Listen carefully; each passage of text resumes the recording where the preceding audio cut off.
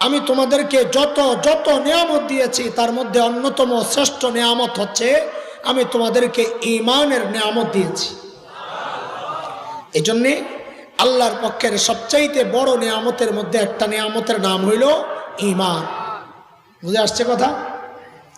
2 নম্বর যেই নিয়ামতের ক্ষেত্রে আল্লাহ মান ব্যবহার করেছেন সেটা হচ্ছে আমি শুরুতে একটা আয়াতে কারিমা তিলাওয়াত করেছি।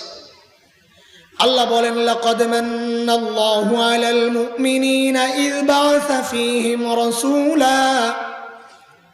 আল্লাহ বলেন, ও মুমিন, আমি তোমাকে চাইলে মুসা আলাইহিস সালামের উম্মত বানাতে পারতাম। পারতেন কিনা? ঈসা আলাইহিস সালামের উম্মত বানাতে পারতাম। আমি তা করি নাই। আমি তোমাকে আমার শ্রেষ্ঠ রসুলের উম্মত বানাইয়া তোমাদের জন্য শ্রেষ্ঠ শিক্ষক, শ্রেষ্ঠ রসুলকে আমি তোমাদের জন্য পাঠাইছি।